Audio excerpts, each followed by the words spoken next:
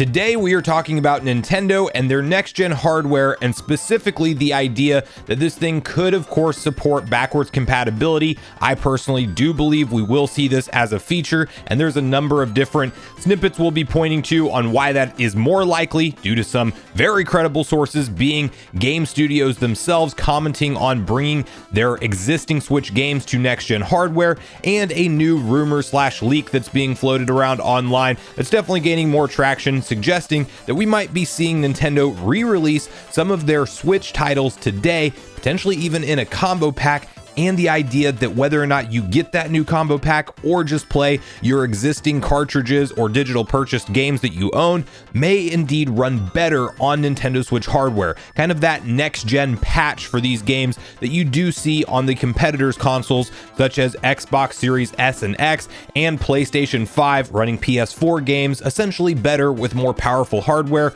sometimes done with something as simple as an update file, other times with you having to pay a small fee to upgrade the visual quality of the game. But we have to get on the same page with all of these new details being discussed, and before we do, make sure you like, subscribe, and turn on your bell notification to join Sunbro Nation if you're new here. And with that, we have to first hop over to My Nintendo News, where you can see the following article typed up outlining the newest leak slash rumor that has this conversation appearing once again online, where you can see it reads: rumor, Bayonetta trilogy releasing on Switch 2. The 2023 holiday season may be coming to an end very soon, and the new year arrives in just a couple days, but that hasn't stopped the Switch 2 rumor mill from churning at a steady pace. In fact, a new Switch 2 rumor recently appeared online that may be very interesting to fans of the Bayonetta games. You see, leaker Nash Weedle has mentioned on Twitter that the Nintendo Switch's successor will be getting a Bayonetta trilogy containing all three main titles. The trilogy will have visual and performance enhancements, including HDR. Nash Weedle also thinks that Nintendo will announce the Switch 2 before the end of March. And you can then see the exact tweet in question, which is being translated, that reads: Bayonetta will receive a trilogy edition with its three main games in one pack for Switch 2. The games will bring visual, HDR confirmed, and performance improvements. Due to backwards compatibility, it can also be played on Switch 2 with improvements. Now, if you've seen me talk about Nash Weedle before on the channel, you'll know that I'm a little bit indifferent on them. I'm not entirely sold on the idea that they're a super reliable leaker, but they've definitely gotten some stuff right that was hard to call, most notably Metroid Dread before it was officially revealed. Even though the name Metroid Dread was in existence, it was still the correct timing, and we've also had them suggest that development kits for Switch 2 were in circulation right before we saw all of those reports from Gamescom and developers being briefed on them. So the timing on some of their leaks has been very interesting, but I do think it's a stretch to say at this point in time that they're super reliable, just because they've made a lot of claims that haven't yet come to fruition, but they also haven't been disproven. So take that for what you will, but besides the source of Nash Weedle, and more of the reason that I also wanted to bring this conversation back to your attention, is you may have forgotten that a while back on the channel we covered a Ubisoft interview with one of their top level execs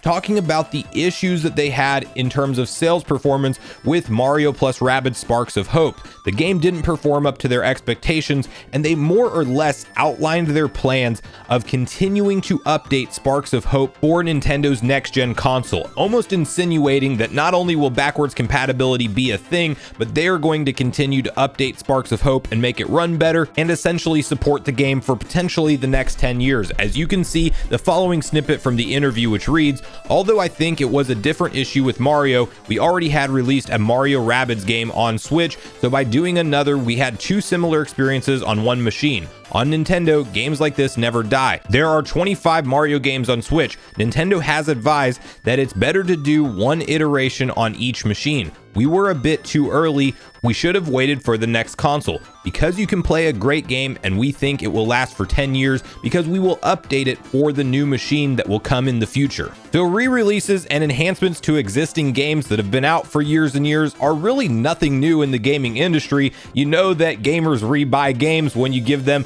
a reason to re-experience a classic title, and you just touch up the visuals a little bit. Sometimes that comes in the form of remakes and remasters, like we're seeing most of Nintendo's 2024 lineup consist of so far, and sometimes it's more of just a simple port over to the next system and things run a little bit smoother. Bayonetta 3 being a perfect example, because that's a very fun, enjoyable action-adventure RPG on the Nintendo Switch, but you know that it has performance issues, and it's very easy to spot. Right when you boot up the game and big sequences are taking place, you see noticeable frame rate dips, and it happens consistently throughout the game. It's not a broken product, but it's very clear that numerous devs, not just the team that worked on Bayonetta over at Platinum Games, but honestly most modern Nintendo Switch games at this point, they are hopping through so many hoops to get modern day AAA games, whether they be third party or even designed for the Switch, to run at an acceptable level of performance. It's just aged hardware. We're talking about a Tegra X1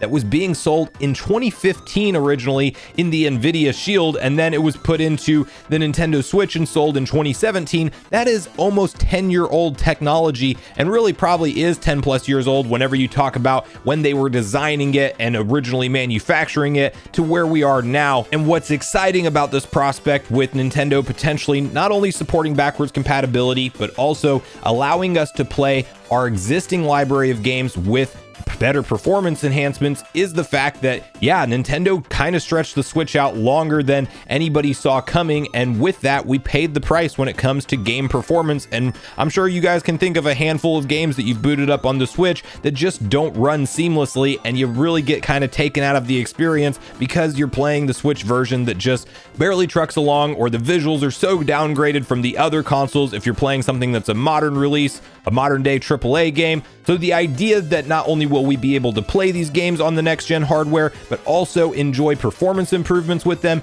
is a very exciting prospect to me. And to also spend just a little bit of time at the bottom of Nash Weedle's tweet, it wasn't entirely clear what he meant about either purchasing the trilogy to get the upgrades, or you could also play them via backwards compatibility and they run upgraded. I kind of feel like he was insinuating that whether you own the games or not already, they're already going to come with those performance improvements, HDR and all of that new stuff, better frame rate, and those enhancements may be available for free or via a small upgrade fee. But then many developers may of course repackage their certain Nintendo Switch games as a collection, and we might even see Nintendo do this. Imagine getting a Breath of the Wild and Tears of the Kingdom bundle pack that runs at 4K 60 FPS via upscaling. Of course, nobody's thinking that the next gen hardware will do native 4K, but if you look into technologies like DLSS, and if you look into some of the reports that have been talked about online from credible names like VGC and Eurogamer out of Gamescom 2023, that people are claiming they saw Breath of the Wild running in 4K 60 FPS with minimal load times on targeted spec PC hardware, leading us to believe that that is indeed maybe the kind of performance we're going to get out of the next gen console. And I think Nintendo could go through and handpick a bunch of different releases on the current gen hardware, give it that little visual enhancement, make it run better at a 60 frames per second, and resell them as bundle packs, but also just have the ability, if you already own the games, to be able to easily pop them in, download some kind of update file, and then you're experiencing the game in a better way overall. Whether or not they monetize that and lock it behind some kind of paid upgrade feature remains to be seen. Nintendo's a for-profit company, so I would imagine they might charge for the work that would come in along with that, or it's not necessarily confirmed that games from the previous versions will support that upgraded enhancements. They could go the very anti-consumer route and just re-release games as bundle packs with the enhanced features, and then if you do own your traditional cartridge,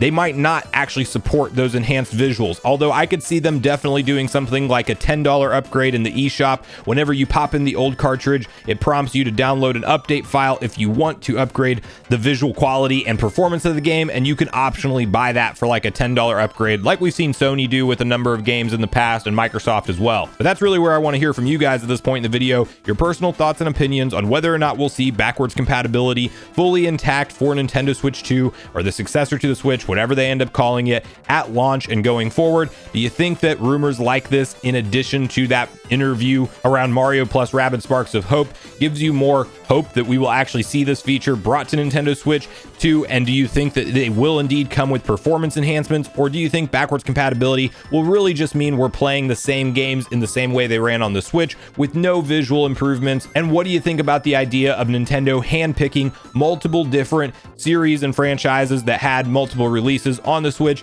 selling them as bundle packs with that 4K enhancement or better frame rate, better resolution, all of that, and kind of reselling them to you, and maybe just having the option to do that individual purchase if you already own the games, or you can just purchase the bundle packs for the first time. And how would you like to see them navigate that personally? So regardless of your thoughts and feelings on everything we talked about today, I do look forward to hearing from you all in the comments down below before you leave the video, as I do look forward to getting a back and forth conversation started with you all around these topics. Go watch the video on screen next if you haven't already. Also make sure you like, subscribe, turn on your notification bell, and I will see you guys in the next video.